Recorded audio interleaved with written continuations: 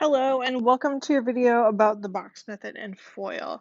Today we're actually just going to talk about the box method, mostly because I want to make sure this video isn't too long for you, and FOIL only works for some things, but not everything, whereas the box method works for everything.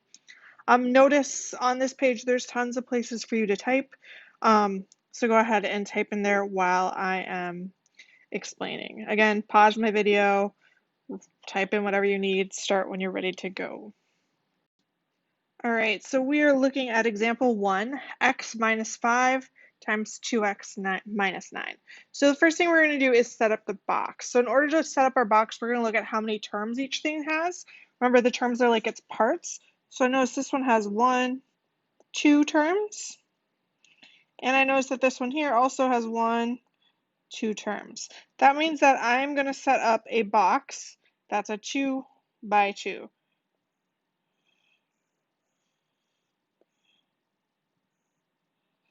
Once I do that, I'm going to take my first binomial and we're going to write it along the top or along the side. It doesn't matter where you write it, as long as you write x, and then with the next thing, take the -5 with it. All right, along the other side, we're going to write our second one, which is 2x minus 9.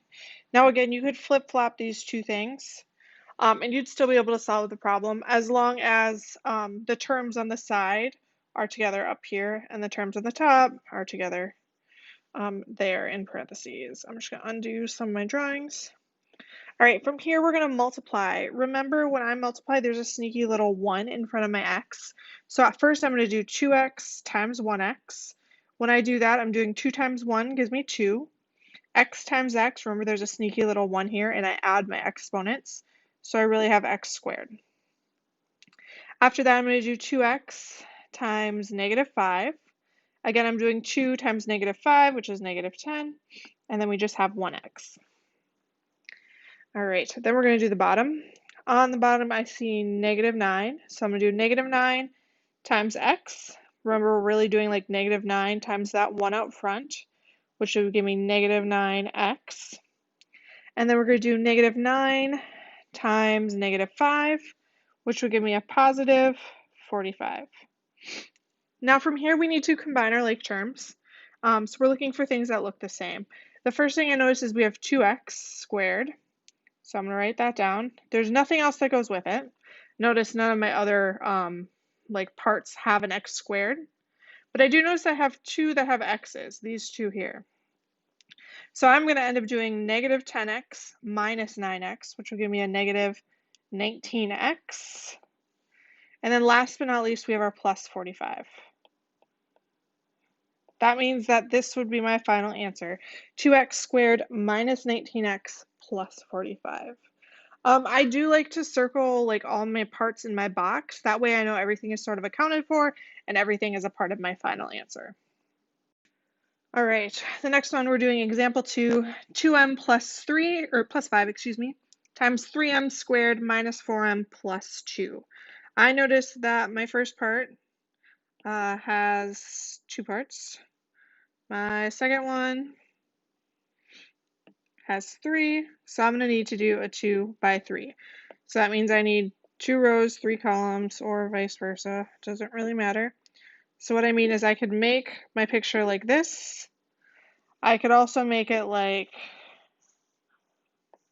this, and I could still solve my problem. It doesn't matter which one you do. I'm just going to stick with the first one because that's how your sheet is set up.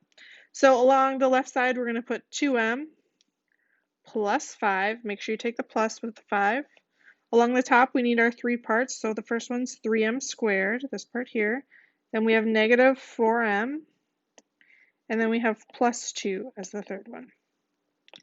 And again, we're going to multiply. So I'm doing 2m times 3m squared. So I'm doing 2 times 3 gives me 6. Remember, this is m to the first, so m times m squared. We're going to add, we have 3 m's, so 6m cubed. After that, we're going to do 2m times -4m. 2 times -4 gives me -8. M times m, they both have a 1 as their exponent, so my exponent's going to be 2, m squared. And then my last one, we're doing 2 times 2, which gives me 4m. All right, on the bottom, we have 5, so we're doing 5 times 3m squared. Really, we're just multiplying the 5 and the 3, so we have 5 times 3 gives me 15. That m squared will just stay. We're going to do 5 times negative 4m. So 5 times negative 4 gives me negative 20m. And then we're going to do 5 times 2, which gives me a positive 10. Again, at this point, we're going to combine our like terms. I notice that nothing else goes with 6m cubed, so I'm going to start with that. And then I notice I have 2 squareds, so we're going to put those two together. We have 15m squared minus 8m squared, which would give me a positive 7m squared. To get my positive 7, I just did 15 minus 8. You can put that in a calculator if you need to. I notice we have 2 parts that have m's. So I'm doing negative 20m plus 4m. Again, we're just adding those numbers out front, which will give me a negative 16m. And last but not least, don't forget your plus 10 on the end. So my final answer would be 6m cubed plus 7m squared minus 16m plus 10. All right, and my last example, number 3, we have 3 parts. N plus 1 times n minus 2 times n plus 4. So we're going to sort of do this in 2 parts. The first thing I'm going to do is n plus 1 times n minus 2. So those both have 2 parts, so when I set up my box, I want to use my pen. It's going to be a 2 by 2. Along the left-hand side, let's put n plus 1. Along the top, we'll put n minus 2. And then we're just going to multiply. So first we're going to do n times n. Remember, they both have 1 as their exponents.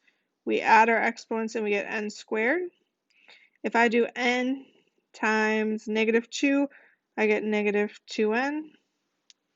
And then for the bottom, we're doing 1 times n, which will give me 1n. We're doing 1 times negative 2, which will give me a negative 2. Again, we're going to combine our like terms, so n squared doesn't go with anything, it's all by itself. Then we have to put together negative 2n and a positive n. So we're really doing negative 2n plus 1n. You can put negative 2 plus 1 in your calculator, you get minus 1n. You can write the 1 or you can just write it as negative n. So this could equal negative n2 if you want. And then the last thing is my negative 2. Now this answer here replaced this whole part. That is what those two equal together. So we still need to bring this part down and multiply. So I need to do n plus 4 times my original answer, which was n squared minus 1n minus 2. Again, notice that for this one, we have one part that has 2 parts, and my second polynomial has 3 parts. So we're going to need a 2 by 3, just like the last example. I want to use my pen.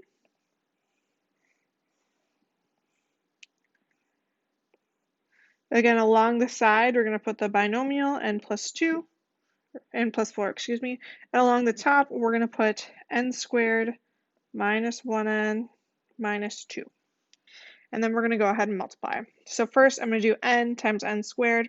Remember, my n has an exponent of 1, so we add our exponents, we get n cubed. If I do n to the first times negative 1n, I get negative 1n squared. We added our exponents again. Remember, there's a sneaky little 1 out front. And then if I do n times negative 2, I get negative 2n. For the bottom one, we're going to do 4 times n squared, which will give me 4n squared. We're going to do 4 times negative 1n, which will give me a negative 4n. And then we're doing 4 times negative 2, which will give me a negative 8. From there, again, we're going to combine our like terms. Nothing else has a cubed, so we're going to have n cubed by itself. I notice I have a 1n squared and a 4n squared, so I have to do 4n squared minus 1n squared. When I do that, I get a positive 3n squared. I notice I have a negative 2n and a negative 4n. So I have to do negative 2n minus 4n, which would give me a negative 6n. And then I notice negative 8 is all by itself. So that would be my final answer. All right, thank you for watching, and I appreciate all of your hard work.